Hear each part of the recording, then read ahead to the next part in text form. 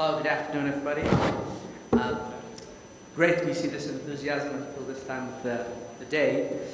So we have actually very interesting lectures. I'm Dr. Ziad Al-Zahrani, my colleague Dr. Mansour Azmi are the chairman for this session. We have two very interesting actually sessions. The first one is going to be about plasma exchange in the ANCA-associated vasculitis, and the second will be on the anti-fibrotics in systemic sclerosis. The first session will be presented by our distinguished guest speaker for today, Dr. Rashid Luqmani. I think he's beyond the introduction. He's professor of rheumatology and consultant rheumatologist in Nuffield Department of Orthopedics, Rheumatology and Musculoskeletal Sciences, University of Oxford. And he's also in the rheumatology department of Nuffield Orthopedic Center in Oxford. He has contributed a lot to the rheumatology, sciences, and he has many, research. So without further delay, we invite him. You're welcome.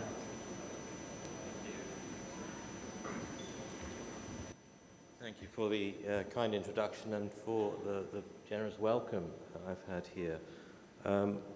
This is going to be about plasmapheresis, and the story is not yet finished, so I'll tell you what we have so far, and I guess you can make your own decisions to some extent. So plasmapheresis is not a new therapy. It's about removing or replacing circulating plasma, and I'll give you some view of the 8 randomized controlled trials that have been performed up till now, and a Cochrane review on the treatment primarily of renal vasculitis. That's what we're really going to focus on, although we heard earlier about how plasmapheresis is also used for other conditions like antiphospholipid syndrome.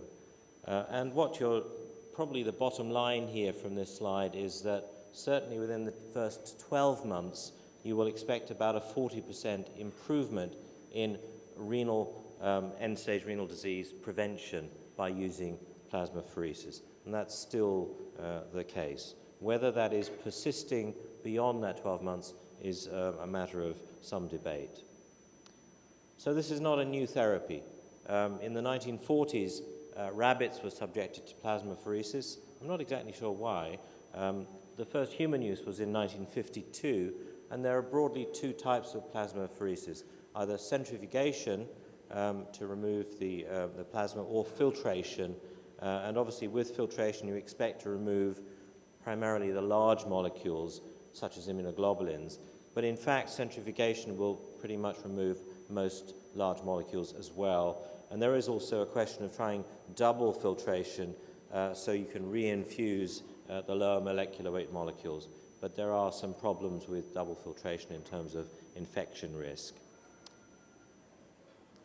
So the earliest indications for plasmapheresis in humans were Waldenström's macroglobulinemia and then a host of other immune disorders. And you can see a lot of them were kidney related. But we're really going to focus on the rapidly progressive glomerulonephritis story. And if you look at more recent indications, and this is a survey published about 4 years ago, and which formed part of the basis of the Pexivas study, which I'll allude to shortly. And this was the reasons that clinicians across the world were asking for plasmapheresis, and predominantly it was around kidney dysfunction, but also alveolar hemorrhage. So lung hemorrhage, rapidly progressive renal failure, those were the 2 main recommendations, reasons for using it. And obviously there was a mixture of whether people were wanting to use filtration or centrifugation. There's also a variation in how many exchanges people do. I personally like 10 exchanges within a 2-week period, but you can see that the data was split evenly between less than 7, more than 7, or 7. So what about these 8 randomized controlled studies? There are not really any useful data from non-randomized studies. It's a bit controversial.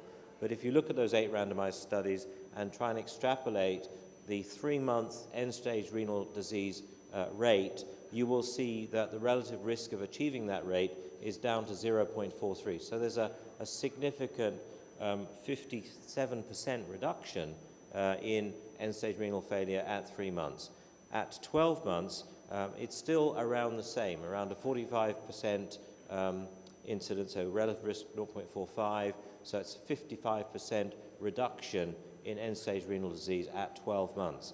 Now, that's not true of mortality, so you will not be expecting to improve mortality for patients given plasmapheresis if they've got ANCA-associated vasculitis.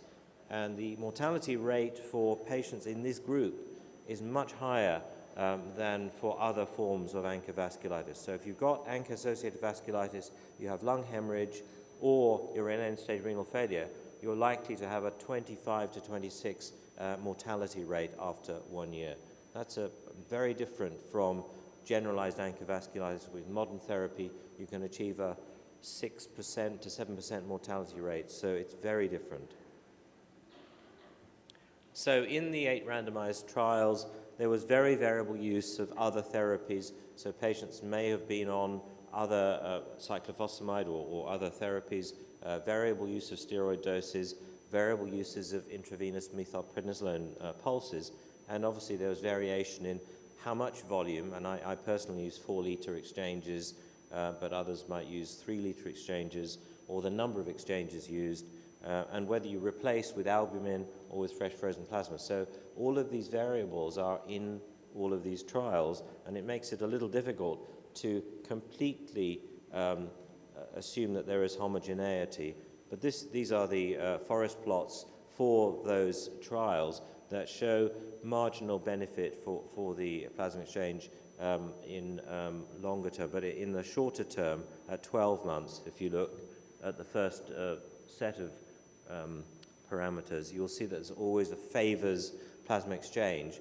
But if you look at 5 years, that is where it becomes more controversial, where there is less certainty of improvement.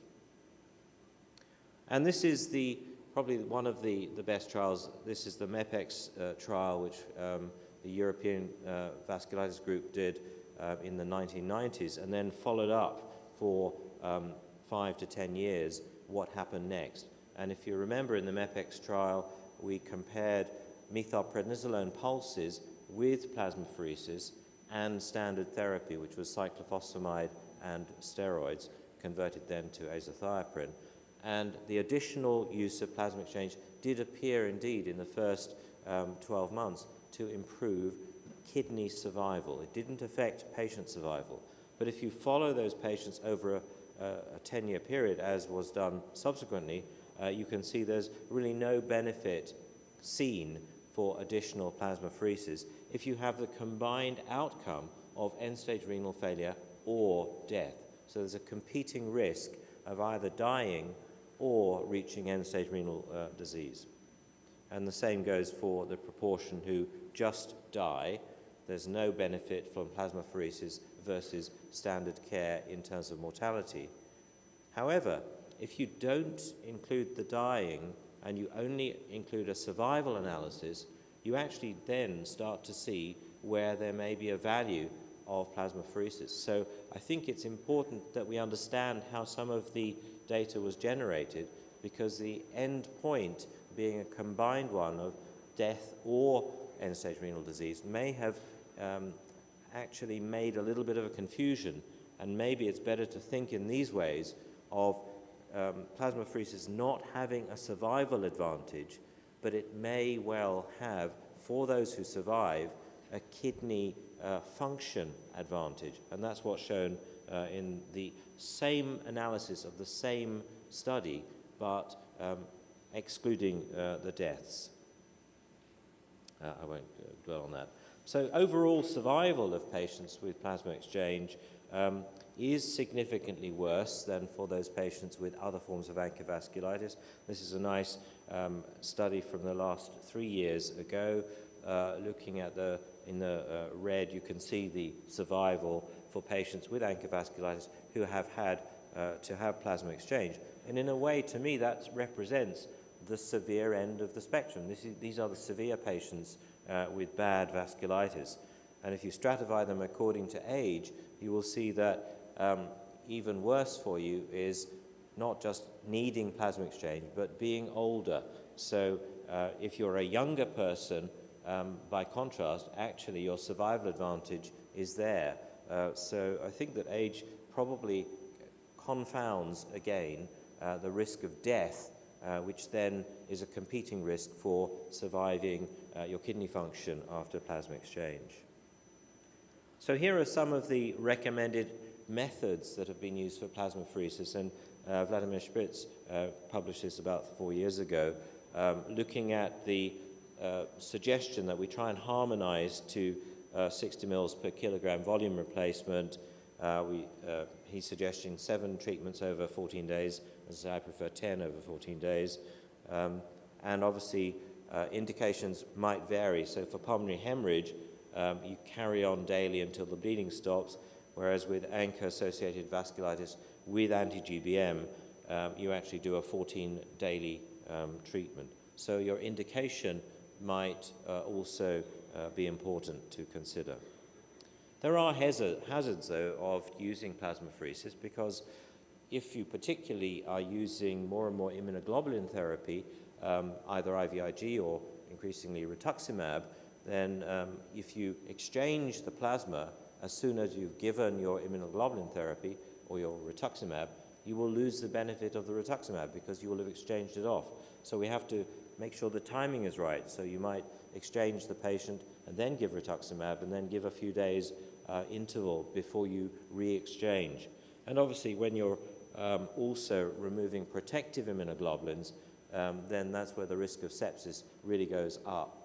And if you combine cyclophosphamide with plasmapheresis, your risk of sepsis is about 5-fold greater than just using cyclophosphamide alone. So what are you doing in ANCA vasculitis with plasma exchange? Well, here's a cartoon of how ANCA vasculitis is mediated with the neutrophil becoming activated in the periphery and then moving to the endothelium, transgressing through the endothelium and causing localized inflammation in the tissues. Well, probably plasma exchange will do all of those, remove all of those circulating antibodies, but also will be removing free proteinase 3, possibly free myeloperoxidase, and a variety of other chemokines as well as other cytokines. So you're actually getting quite a big hit, but it's transient, and you're not killing the B cells, which is why you need to have your immunotherapy to come in and assassinate, if you like, the cells that are producing the immunoglobulins of interest.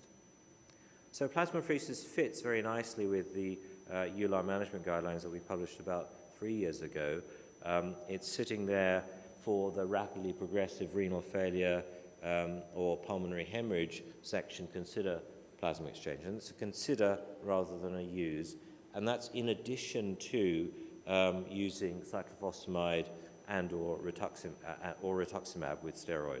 So the management guideline for ANCA vasculitis is still focused on either rituximab or cyclophosphamide, but there is the option to add in plasmapheresis.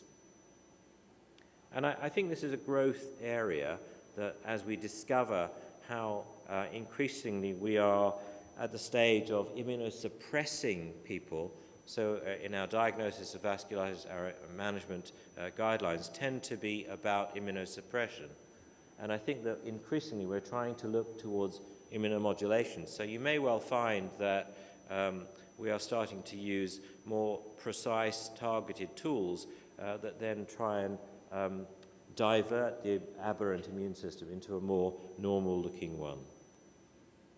So in summary, I think plasma exchange does what it says on the tin. It removes plasma. It doesn't matter whether you use centrifugation or filtration. You will remove virtually all the plasma molecules there, including all the immunoglobulins. And you can see on a systematic review of 8 controlled trials, you will achieve by 12 months a reduction in severity of renal vasculitis as measured by achieving end-stage renal disease by about 40%. And if you look at a 5-year analysis of survival of survivors, then you will find that there is sustained benefit from plasma exchange for those patients. Now, the story isn't yet finished because all of those studies are relatively small. Even the MEPEC study was about 150 patients, but the PEXIVAS study has just randomized over 700 patients.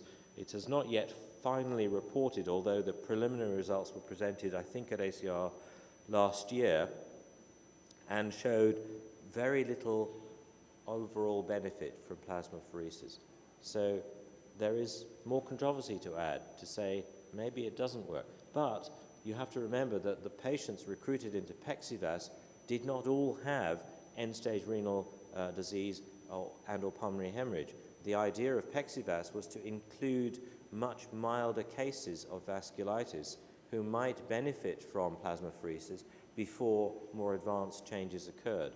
And I think that the answer on the overall analysis, not yet finally published, but indicated from the abstract, is that there was no overall clear benefit from plasmapheresis. Now, whether on sub-analysis those patients with more severe disease, those with pulmonary hemorrhage or rapidly progressive renal failure, maybe if they are the ones that have still got this distinct advantage in terms of preserving renal function or improving lung survival, then that's still to be seen. So a quick summary for you. Time for questions, I hope. Thank you. Thank you. Thank you.